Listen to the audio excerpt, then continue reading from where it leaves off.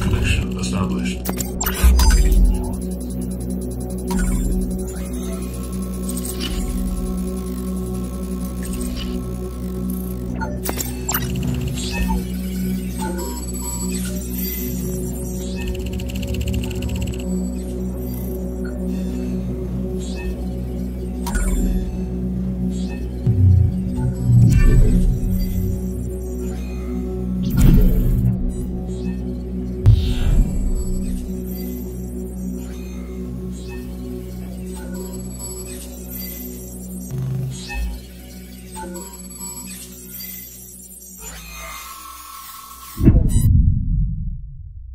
Established.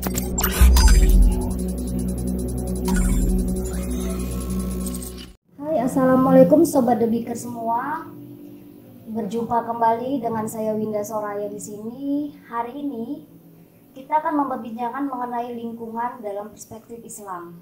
Di sini sudah hadir bapak-bapak yang sangat mumpuni di dalam bidangnya, dan saya yakin ini percakapan daging semua nih. Belum dimulai saya udah bersemangat banget nih.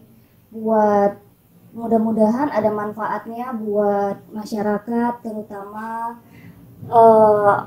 gen-gen milenial. Ini harap didengar karena semua itu dimulai dari masa muda, gitu ya Pak. Jadi di sini kita sebelum kita bahas lebih lanjut, jangan lupa yang pertama di subscribe, like dan komen, juga diklik gambar loncengnya supaya kalian semua bisa tahu masuknya video-video baru dari kita. Di sini saya akan memperkenalkan ada Bapak Ustadz Bapak Haji Muhammad Hafiz LCMA. Beliau sebelumnya saya informasikan kepada kalian, beliau merupakan anggota dewan Propsu tahun 2019 sampai 2022 ya Pak.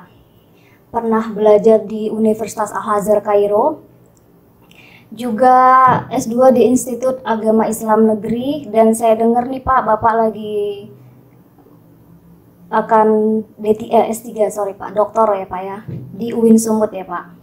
Oke. Kemudian ada Bapak Zainun Tahar STMA, beliau adalah pakar lingkungan hidup yang meneliti berbagai macam lingkungan ya Pak, yang tadi kita bicarakan. Juga di sini juga ada Bapak Sunato, beliau merupakan praktisi psikologi. Beliau merupakan sarjana psikologi MP sampai master psikologi. Mudah-mudahan ini berjalan lancar, banyak ilmu yang bisa kita serap, dan kita mulai dari sekarang ya Pak. Nah, bicara mengenai lingkungan dalam perspektif Islam, Bapak boleh kasih statement dari yang pertama Pak? Ya, bismillahirrahmanirrahim. Assalamualaikum warahmatullahi wabarakatuh. Jadi berbicara masalah lingkungan, perspektif Islam ini sebenarnya tidak bisa terpisah dari manusia itu sendiri, karena memang manusia diciptakan oleh Allah Subhanahu wa Ta'ala, mempunyai peran yang luar biasa untuk menjaga alam ini. Inni ja'ilun fil ardi khalifah. Oleh karena itu, yang dijaga oleh seorang khalifah ini bukan hanya manusia saja, tapi wadah di mana manusia hidup, bumi, dan seluruh lingkungan yang ada di sekitarnya. Jadi ini memang sangat-sangat strategis, karena memang di dalam Islam menjaga lingkungan juga bahagian dari menjaga kesinambungan manusia itu sendiri. Ya. Oke, kalau menurut Bapak ini, bagaimana Islam memandang lingkungan hidup yang saat ini terjadi di sekitar kita? Ya, memang ada ayat-ayat atau firman Allah Subhanahu wa Ta'ala di dalam Al-Quranul Karim yang mengantisipasi terjadinya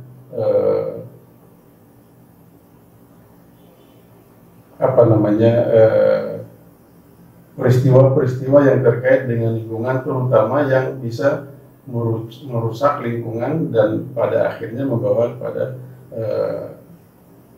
kerusakan atau ancaman bagi manusia itu sendiri.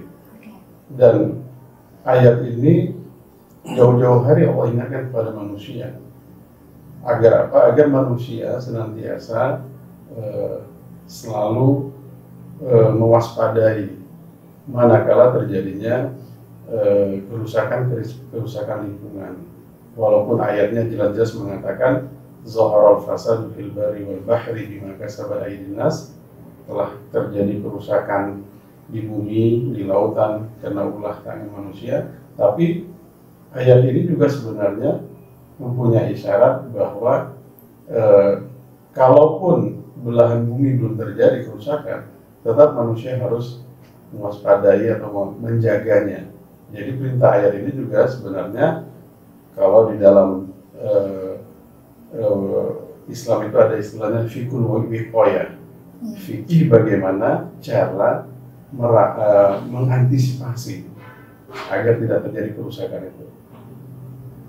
Oke, kalau menurut Bapak Zainul nih Pak, sebagai pakar dari lingkungan ini Pak, bagaimana Bapak tanggapannya bahwasanya Islam memandang lingkungan hidup yang sering terjadi Pak di sekitar kita? Ya, terima kasih. Dalam pandangan Islam tentang lingkungan hidup, pertama-tama tadi seperti diucapkan oleh Ustaz, bahwasanya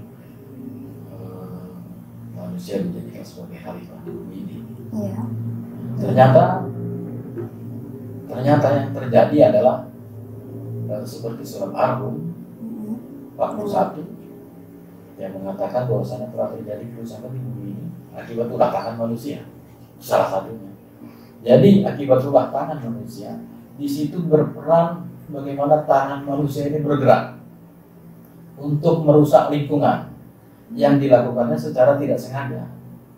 Katakan, pertama-tama ada satu kawasan yang harus ditimbun. Benar. Ditimbun. Maka diambillah tanah-tanah dari bukit-bukit pegunungan.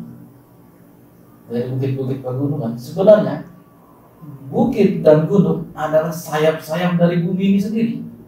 Iya. Sehingga bisa berotasi mengelilingi matahari dengan normal.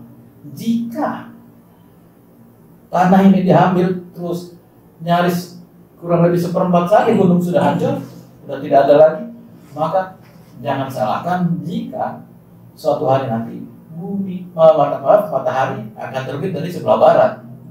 Oh, Masya Allah. Itu ekspektasinya lebih jauh lagi, kurang lebih saya kurang tahu ya berapa waktu lagi, tapi kerusakan itu akan bermaksimal pada kiamat, sebab tidak ada lagi tanda-tanda. Salah satunya tanda kiamat adalah matahari terbit dari sebelah barat.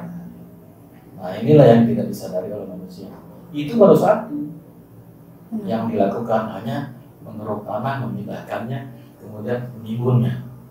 Benar Pak. Kan begitu? Betul Pak.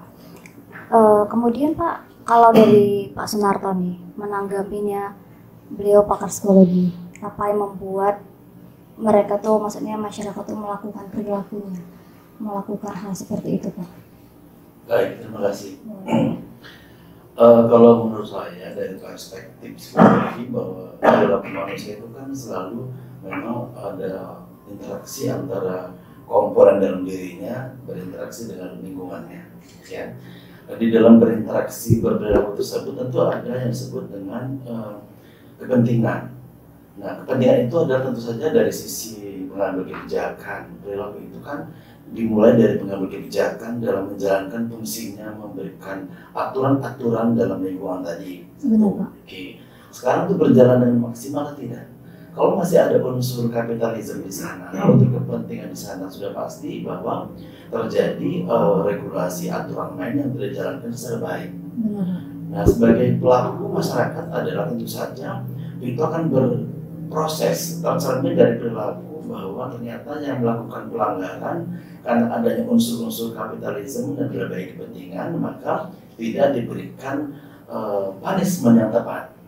Harus menyebabkan bahwa perilaku yang menyenangkan, menguntungkan dari sisi bisnis, itu diulangi, kan dianggap bahwa menebang hutan, gitu ya Pak Jeno dan Pak Ustadz, bahwa menebang hutan atau melakukan segala hal yang berkaitan dengan baik di laut, di darat maupun di udara, telah terjadi banyak pelanggaran lingkungan yang tentu saja berakibat dari regulasi nggak dijalankan secara benar karena ada unsur-unsur kepentingan yang tentu saja membuat bahwa efek jerah itu nggak dilakukan meskipun yang kena yang kecil-kecil, tapi begitu yang bermain besar karena bisa berbagi segala macam, maka ini menjadi berjalan terus. Nah, jadi efek perilaku itu yang sebenarnya masyarakat menjadi sangat tidak menganggap bahwa membuang plastik, membuang sampah yang begitu rupa yang akhirnya bermuara ke laut sampai biota-biota laut kita tidak bisa tumbuh atau biota-biota laut menjadi rusak karena memang perilaku kecil yang dilakukan di lingkungan itu sampai ke muara itu menyebabkan seolah-olah regulasi atur itu tidak jalan gitu. Jadi begitu. Jadi kalau menekankan pada perilaku dari mulai perancang kebijakan, kemudian yang melaksanakannya, terus evaluasi dari perilaku pelanggaran itu berarti tidak berjalan dengan baik. Ya, intinya seperti itu. Atau kalau dibilang kesadaran diri juga ya Pak? Ya kita nggak bisa bilang, karena ini menyangkut banyak pihak di sini. Jadi kalau banyak pihak kan Pak Ustadz, mau dibilang nggak punya kesadaran, tapi ketika yang punya kesadaran 10, yang melakukan 100 ya nggak kelihatan gitu. Jadi ini merupakan sebuah kebijakan yang harusnya ditindaklanjuti top down, dari atas ke bawah, bukan orang bawah digeber-geber, tapi yang di atas semain juga gitu. Gunung dibongkar diambil emasnya, tapi masyarakat yang menjadi korban akibat dari bencana air bahaya yang seperti itu kira-kira. Berarti kita kencengin di kolaboratif antara perilaku, antara perencanaan perilaku dan reward punishment itu harus berjalan sebenarnya. Karena begini, boleh ya? Boleh, nggak apa-apa Pak. Sambil aja diskusi, Pak. Ya. Diskusi. Karena memang sumber dari kerusakan ini adalah dari perilaku manusia. Kalau di dalam Al-Quran itu disebut perilaku sifat yang rakus. Perilaku sifat yang rakus, tidak puas. Nah, apalagi kalau kita lihat kerusakan multidimensi ini kan mulai terasa itu sejak revolusi Perancis, revolusi industri ya, di mana terjadinya perubahan pola pikir dari mungkin masyarakat agraria menjadi masyarakat industri, yang di situ terus mengeruk sumber potensi energi segala macam itu, yang tambah lagi sistem kapitalis yang terus menguat begitu. Jadi sehingga orang membutuhkan atau memakai alam itu bukan sebatas hanya kebutuhan dia, tapi ingin menumpuk-numpuk di stok begitu. Kalau kita lihat coba misalnya tambang kita dikeruk itu. Benar Pak. Iya kan? Itu kan bukan untuk sekedar kebutuhan sesaat, tapi itu jangka panjang. Bagaimana mereka menyetok energi, menyetok tambang. Batu bara kita mungkin kalau di negara lain itu mungkin volumenya mungkin lebih banyak yang di negara lain daripada tinggal yang di Indonesia. Nah ini kan sifat rakus manusia yang mungkin bajunya itu ya kapitalisme tadi yang disebut oleh yang nggak pernah ada kata cukup tadi itu ya Pak. Benar Pak. Dan menurut Bapak nih sekalian nih, kerusakan apa aja lah Pak yang menurut Bapak yang sudah terjadi di sekitar kita ataupun yang lagi trending gitu Pak?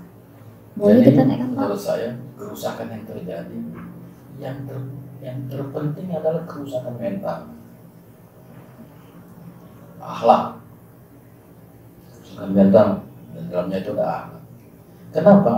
Karena itu tidak dibina dengan sempurna. Kita kasih contoh, di luar sekolah-sekolah yang berafiliasi pada agama, yang negeri loh namanya. Benar Pak. Mata pelajaran agama itu cuma hari Jumat 1 jam.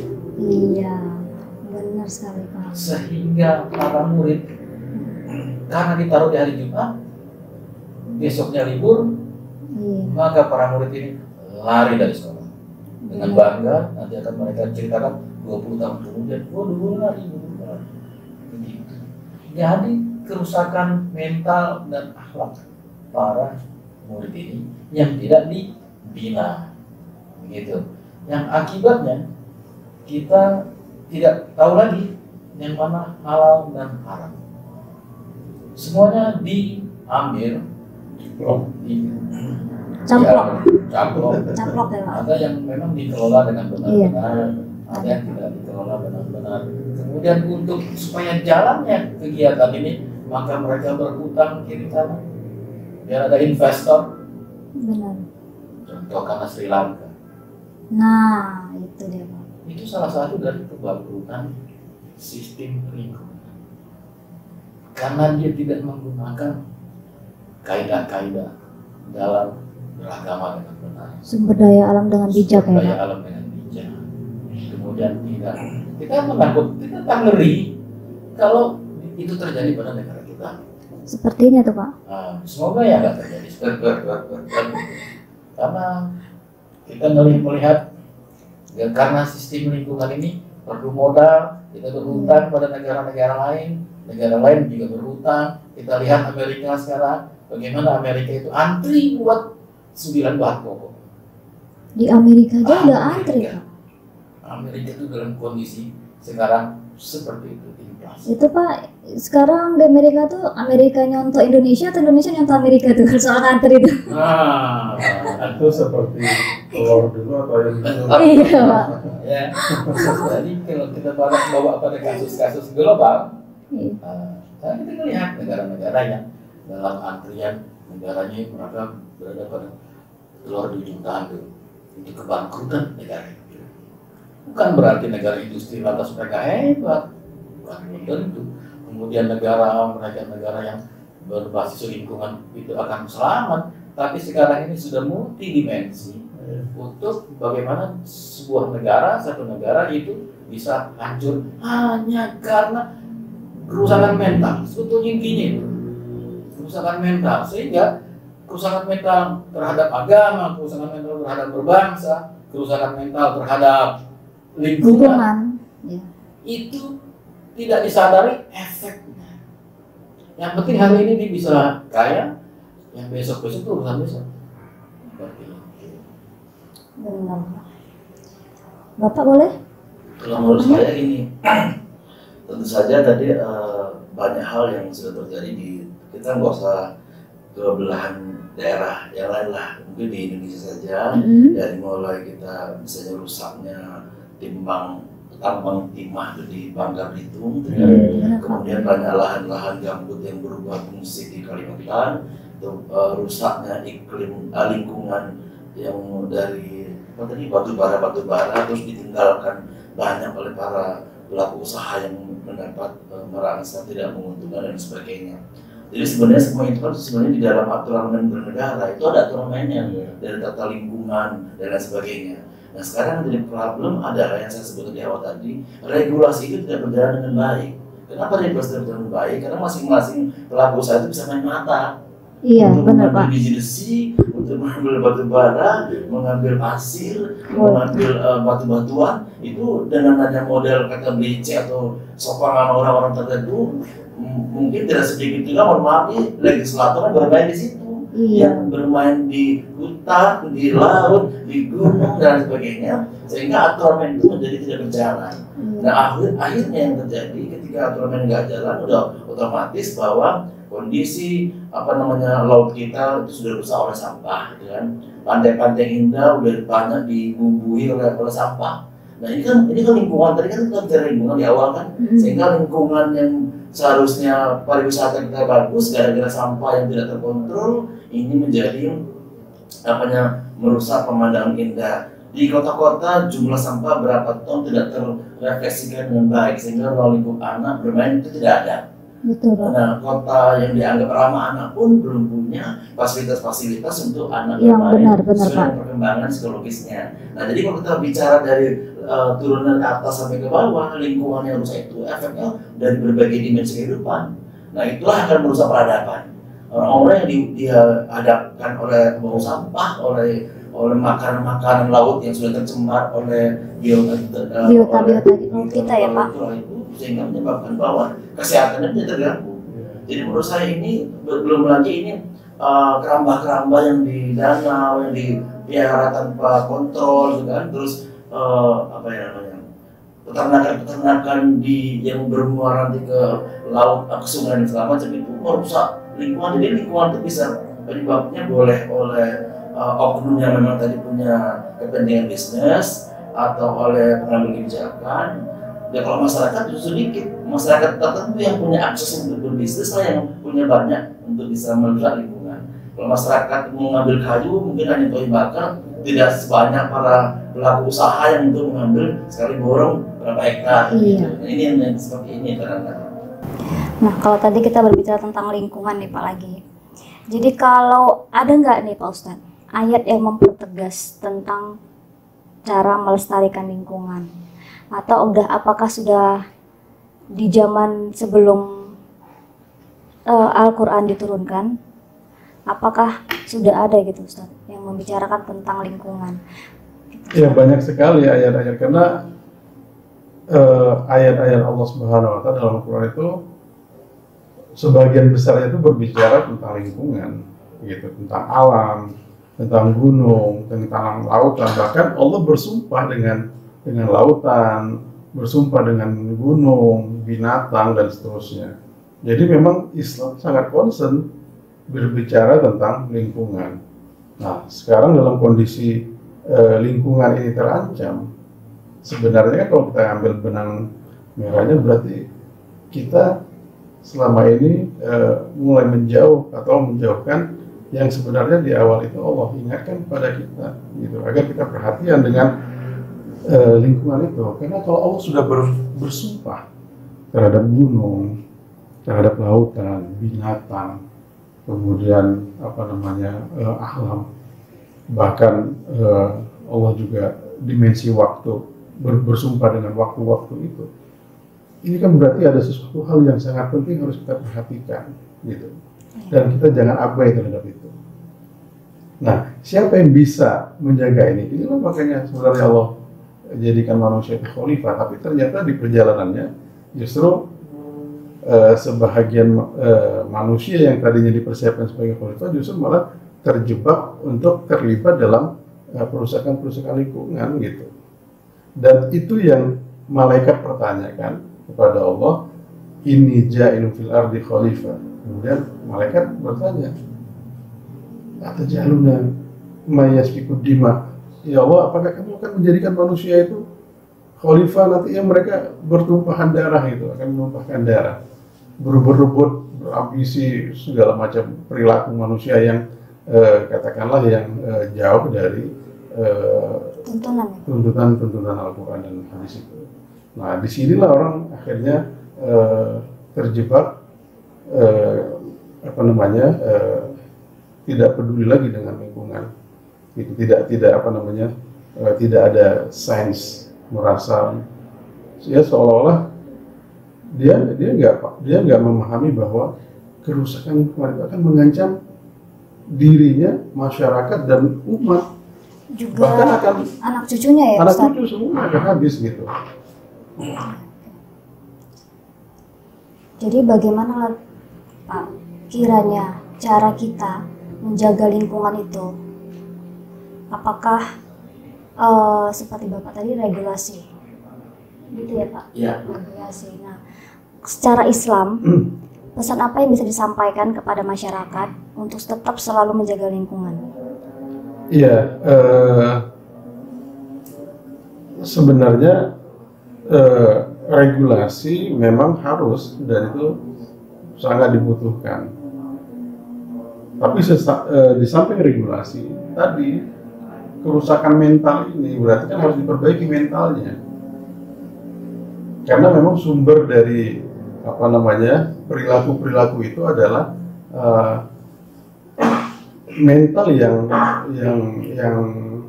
perilaku manusia yang jauh dari aturan-aturan Allah Subhanahu Wa Taala. Makanya ketika ayat itu yang surat Ar-Rum ayat 41, Zaharul fasadu fil bari wal bahri bima kasabat aydin nas liyudhiqahum ba'dahum la'allahum yarji'un. Agar apa? Allah ujikan itu agar mereka kembali kepada Tuhan gitu, kembali kepada Allah. Nah, jadi perilaku yang jauh dari Allah inilah yang bisa merusak lingkungan. Di samping memang tadi regulasi harus ditegakkan gitu. Betul, Pak. Ya, kalau boleh saya tambahin, Boleh, Pak. terjadi kenaikan jumlah populasi manusia.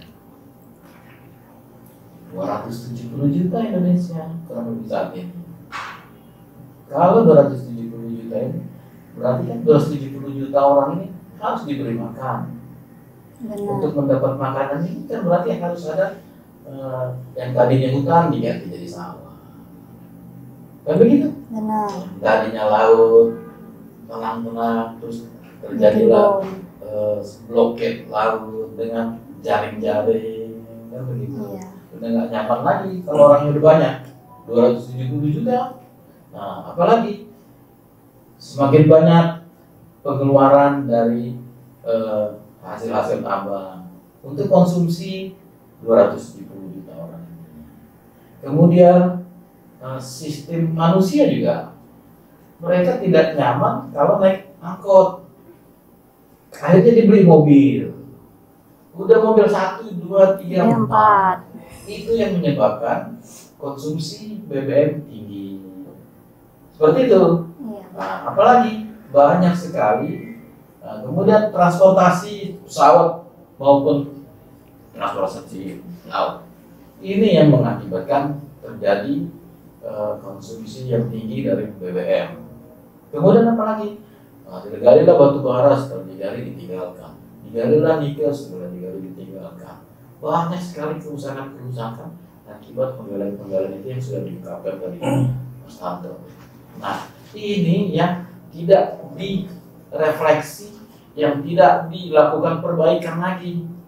Ketika sudah dibayar pajaknya, udah tenang-tenang aja.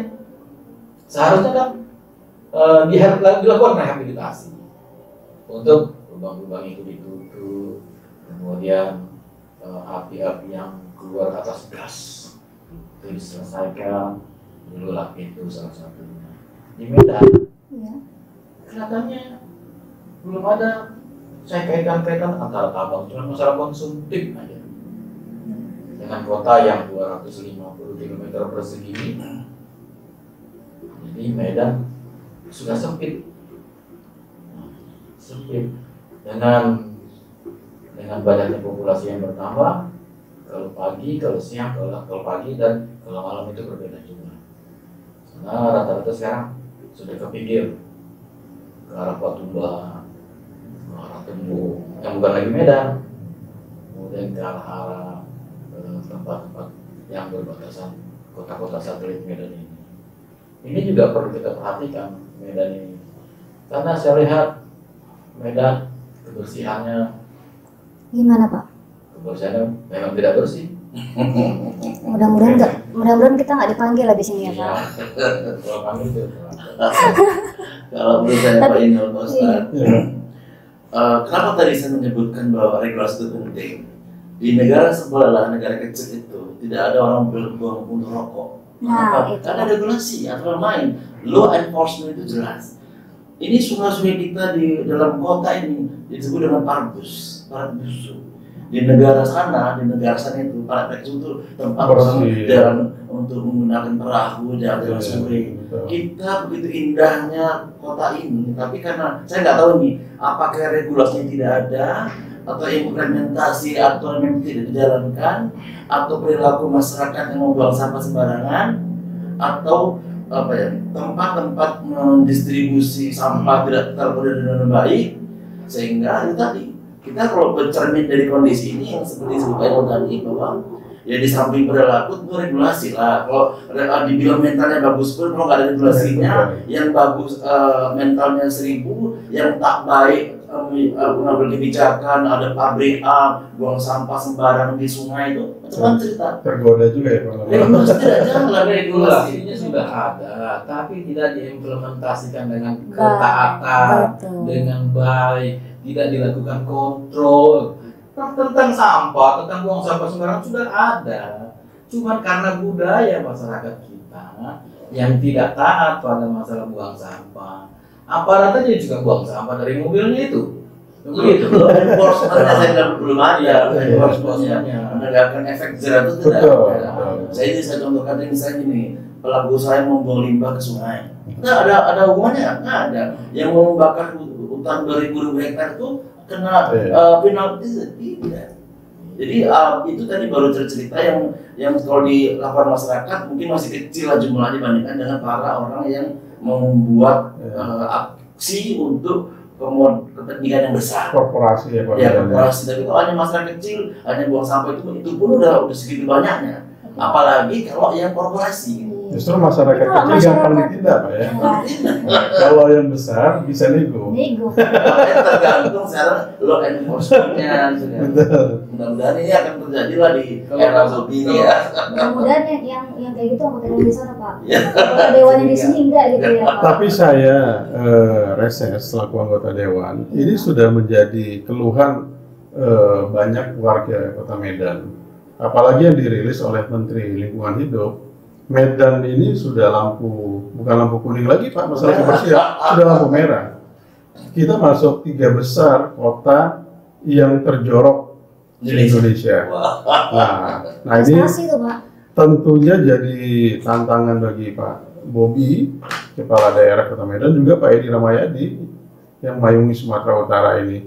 Nah, perlu ada regulasi sudah ada, bagaimana penerapan regulasi ini tadi tidak tidak tebang pilih begitu. Benar Pak. Atau jika petinggi-petinggi perlu konsultan gitu kan Pak? Ya, Konsultan untuk gimana caranya supaya bisa lingkungan hidup kita ini bisa aman, bersih. ya kalau memang sudah menjadi ancaman lingkungan ini anggaran belanja daerah harus difokuskan juga ke situ, karena ini akan menjadi lama-lama Kota Medan ini menjadi sarang maggot nanti, ya kan Pak? Mungkin ini Ustadz bahwa di jalur-jalur hijau itu berdua fungsi Pak. Ada rumah-rumah kecil, tapi itu dipajak listriknya. Jadi seolah-olah merasa bahwa jalur hijau yang diperuntukkan untuk tanaman hijau itu dipakai rumah-rumah oleh oknum-oknum itu, tapi kan dia bayar listrik, dia bayar segala macam, dianggapnya itu resmi. Itu masih banyak terdapat di Medan. Iya betul Pak. Meskipun sudah dilakukan oleh beberapa yang membongkar bangunan-bangunan OKP itu sudah terlihat banyak, tapi bangunan-bangunan yang bermasyarakat di jalur hijau itu masih banyak juga gitu. Tapi saya Pak beberapa melihat ya di Kota Medan ini juga kota yang stok ilmuannya pakarnya itu banyak juga. Banyak Pak, Iya. banyak banget Pak. Pakar di bidang kebersihan, bahkan banyak juga yang bisa mengelola sebenarnya sampah-sampah ini menjadi energi yang terbarukan gitu.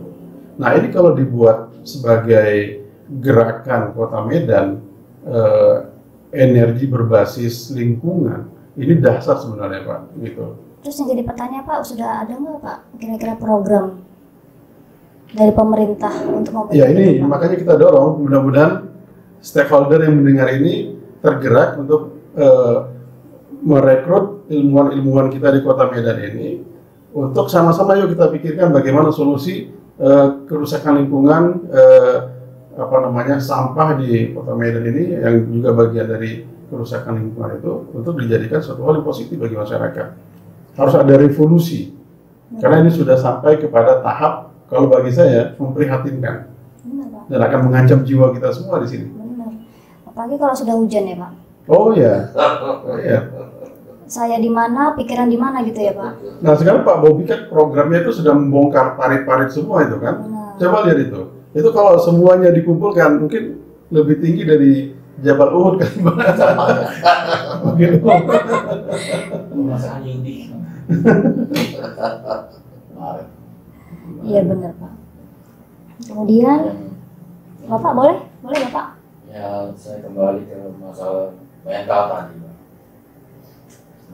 Bagaimanapun regulasinya, mental yang membina regulasi dan mental yang dibina oleh regulasi itu perlu diupdate, perlu ditingkatkan, perlu diperbaiki, perlunya ada perhatian khusus terhadap perilaku yang merusak lingkungan. Akibat dari perilaku sembrono Kota Medan ini, maka saling serobot katakanlah di kendaraan lalu lintas. Kalau dulu itu ada polisi selalu di tempat-tempat yang rawan. Ada pos-pos polisi. Sekarang pos polisi sudah kosong, udah nggak ada lagi orangnya. Udah sibuk bapak nggak ada yang memperhatikan masalah lalu lintas, berlawanan arah. Benar Pak. Kan ini yang bikin. Setiap malam tuh juga Pak rawan Pak. Karena sering saya lihat itu geng-geng motor anak-anak. Jadi memang kontrol sangat kurang Pak. Ya, jadi kontrol dari para aparat. Benar Pak. Mungkin kalau kita kembalikan kepada apa ya,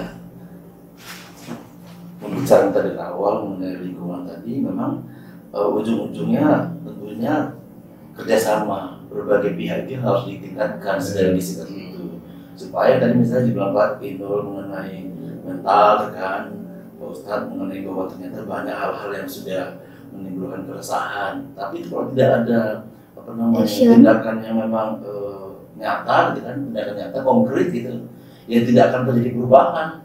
Kalau ya top down itu tidak memerlukan banyak orang itu, hanya kebijakan A ditindaklanjuti, maka akan terjadilah misalnya razia-razia, misalnya membuang sampah sembarangan atau sungai yang kotor di zona ini tidak boleh ada sampah dan seterusnya. Meskipun mungkin kebijakan Bobi sudah melibatkan Kepling untuk terjun ke membersihkan parit dan segala macam, tapi tetap saja masih belum merubah wajah ini yang menjadi kumuh itu.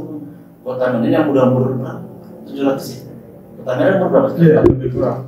Itu akan ibarat nenek-nenek yang dibedaki, tapi tidak tune in, karena nenek-nenek itu akan menjadi lucu, dicantikin, tapi tetap aja kerewotannya itu masih ada di situ. Nah, jadi ada perlu rekonstruksi ulang bagaimana caranya agar dia menjadi tetap Biar nggak salah make up gitu. Nah, itu dia tidak menyalahkan fungsi itu. Betul. Pak, saya pernah dulu waktu di era tahun 80-an waktu masih sekolah di Sumatera Barat, saya masih merasakan itu orang yang buang sampah kelihatan sama petugas langsung ditilang dan dibayar di tempat. Ini kan bagian dari regulasi Pak ya. Gitu. Nah, ini mungkin bisa diterapkan di Kota Medan. Bisa Pak. Jadi yang pihak petugas yang melihat ada orang mau ditangkap aja begitu, langsung bayar di tempat. Supaya ada efek jerahnya. Yang saya takutkan Pak, begitu disuruh bayar, nah dia bisa nego-nego tuh Pak. Nah, itu yang kita takutkan. Padahal memang Pak, kita sudah sering dengar ada penggiat lingkungan lah di sini, ada yang memilahkan sampah, yang ada bank sampah dan segala macam. Tapi sampai sekarang nih gimana tidak lanjutnya? Iya. Apakah tidak disupport? Apakah memang berhenti? Iya. Apakah memang tidak bisa banyak kendala? Dan ini juga harus diangkat pembicaraan ini. Mengapa mereka tidak bermaksimal misalnya? Kalau yang saya pahami, Pak, ini kan kelompok swadaya masyarakat yang punya semangat, spirit untuk menjaga kebersihan lingkungan dan seterusnya. Tapi namanya swadaya masyarakat. Pola geraknya atau pendanaan itu berbeda kalau seandainya negara yang mengadvokasi itu Pak. Gitu. Kalau negara kan memang infrastruktur dan backupnya itu dari, apalagi kalau memang ada dikhususkan dari anggaran belanja itu jauh lebih efektif gitu ya. Sehingga mereka kadang-kadang capek di tengah jalan, akhirnya udah gitu. Support dananya support dananya berarti. Tapi sebenarnya kan bisa juga Pak, misalnya setiap kelurahan caplingnya itu jikalau pemerintah memberikan support dana, jadi kayak misalnya ada kelompok-kelompok kayak kelompok ibu-ibu atau kelompok-kelompok dari generasi muda yang diberdayakan dan didanai juga, mereka bisa belajar kemungkinan bisa berjalan sih Pak di setiap kelurahan kayak gitu. Ya kalau dari pemerintah kemarin kita masih reses kebetulan ya, itu salah satu keluhan dari Kepling yang ada memang untuk pos anggaran Kepling bergerak terhadap lingkungan sampah ini sangat minim gitu. Tapi betul ada kelompok-kelompok sebenarnya bisa kerjasama dengan Kepling gitu ya. Tapi kelompok-kelompok ini juga kan sangat-sangat terbatas gitu jumlahnya. Dan kadang-kadang bahkan yang sempat kita berdiskusi dengan beberapa kelompok ini, mereka bahkan bisa menghasilkan nilai ekonomis bagi masyarakat. Jadi sampah itu mereka klasifikasi, ada yang bisa untuk peternakan ini Pak, dibuat ternak maggot itu jadi nambah income masyarakat. Ada juga untuk energi. Benar, Pak. Gitu. Cuma ini kan perlu support juga dari pemerintah. Benar, Pak. Nah, orang-orang inilah yang harusnya diperbanyak gitu. Diperbanyak dan disupport oleh pemerintah sehingga mereka ini bergerak tidak pakai anggaran negara, tapi mempunyai ide yang luar biasa, kreativitas yang luar biasa. Nah, saya dalam kesempatan ini juga mungkin karena kita mitra dengan kepala-kepala daerah, dalam hal ini dengan wali kota dan Pak Edi Rahmayadi mensupport gitu, agar hal-hal yang tidak tercover oleh negara ini kita dorong oleh pihak-pihak ketiga untuk membantu, karena kata kuncinya kolaborasi. Tadi kan kita masih menyoroti hanya secara fisik ya, lingkungan tadi. Ada lagi lingkungan manusia, lingkungan sosial yang ada di masyarakat ini itu terabaikan. Beberapa banyak anak-anak terlantar di kota, pengemis, orang-orang yang memang kehidupan lontang-lantung dan seterusnya. Dan ini menjadi sampah kota. Apakah ada tindakan-tindakan tertentu yang bisa dilakukan sehingga implementasi aturan tadi bisa menyebabkan bahwa mereka menjadi berdaya? Kan gitu, rumah-rumah singgah katanya ada berapa atau tidak, anak-anak tidak banyak yang anak-anak berbaju yang bercat putih itu di manusia silver, iya sekali di kota ini. Nah, itu kan masuk lingkungan sosial yang menyempatkan mata. Ya, belum lagi polisi cepet yang di jalan itu yang rame-rame menyetop mobil. Nah, itu lingkungan sosial. Jadi luas sekali Pak lingkungan ini Pak ya. Jadi lingkungan ini juga harus menjadi bahan pertimbangan, karena ini juga menjadi sosok yang kelihatan langsung di mata orang banyak, dan itu menimbul efek negatif bagi perkembangan peradaban manusia berikutnya. Orang jadi takut bermimpi, bagaimana aku tinggal di Medan, makin hari itu makin nggak aman ketika tinggal di lingkungan sosialnya. Betul Pak, itu. Jadi muara dari lingkungan di luar lingkungan sosialnya itu adalah bencana. Bencana betul. Efeknya bencana. Apa efek dari semua kegiatan penyalahgunaan lingkungan adalah bencana. Ujung-ujungnya bencana. Ini bos bencana ini. Jadi di bencana ini, di Medan ini khususnya kurang lebih ada 70 grup kelompok penggiat relawan bencana. Kan begitu. Jadi relawan-relawan ini secara periodik bukan latihan bersama, kan begitu. Tapi relawan ini berbeda dengan relawan masalah lingkungan. Walaupun relawan bencana ini mempelajari tentang lingkungan, relawan lingkungan yang belum saya ketemu ada memang untuk sungai Dewi. Ada saja ada. Silakan kawan. Ya, Sungai Dewi, Kopasude, ya. Banyak. Ya. Tapi relawan ini mati juga. Saya Pak kurang dibina. Bagian dari ketua relawan itu namanya Sumut Hijau Pak. Nah, kan begitu. Tapi ini udah hampir menguning Pak. Jadi relawan-relawan ini diharapkan dibina oleh para dinas-dinas atau pemerintah, kan? Dikasihlah mereka itu bekalan. Jadi semangat relawan ini tinggi loh. Iya. Semangat masalah lingkungan tinggi, tapi kurang adanya pembinaan. Akhirnya relawan-relawan ini bergerak sendiri semua. Begitu. Iya. Kadang-kadang topaknya ada, orangnya nggak ada. Betul Pak. Nah, kesian teman-teman relawan kita ini. Nah, ini yang perlu adanya pembinaan. Supaya apa? Supaya Medan ini kembali ke Hijau, nggak menguning lagi. Dan kita Pak ada relawan itu Pak dia menginisiasi ada namanya ambulan pohon. Jadi dia punya ambulan, tapi isinya bukan tuh orang bawa orang sakit, tidak. Di situ di stok semua pohon-pohon, bibit-bibit pohon itu. Nanti di mana masyarakat yang butuh kan dibagi aja gratis, cuma-cuma gitu. Jadi luar biasa. Nah ini sebenarnya harus disupport. Iya Gitu. Pak, betul Pak. Jadi Kalau Ustadz nanti mungkin gini, kalau Ustadz punya kelebihan rezeki, Iya. ada sekelompok anak muda yang berafiliasi dengan anak-anak yang kreatif untuk memberikan pencerahan pada daerah aliran Sungai Deli. Mereka ada markas itu di Pangkal Polonia itu ada. Nah tapi sekarang mereka mati karena mereka bergerak dengan mudah sendiri, tidak disupport oleh pihak lain. Jadi kalau nanti Pak Ustadz punya kelebihan rezeki dan tim mungkin bisa memberikan pencerahan pada mereka, memberikan sumbangan, mereka bisa bergerak lagi menyisir Sungai Deli itu untuk hal-hal yang memang mereka tegakkan untuk kebersihan dan lain sebagainya. Memang harus kita kampanyekan bersama-sama untuk lingkungan kita di Kota Medan ini Pak. Harus semua segmen terlibat untuk menyelamatkan Kota Medan ini. Gitu. betul Pak. Betul, tapi kalau kita tidak terlibat dengan masif masalah lingkungan Medan ini, itu kita seperti ini aja. Cakap-cakap aja. Iya. Rapat-rapat. CCA Pak, cakap-cakap aja gitu ya Pak. Jadi perlu juga kita membantu pemerintah untuk mengembalikan,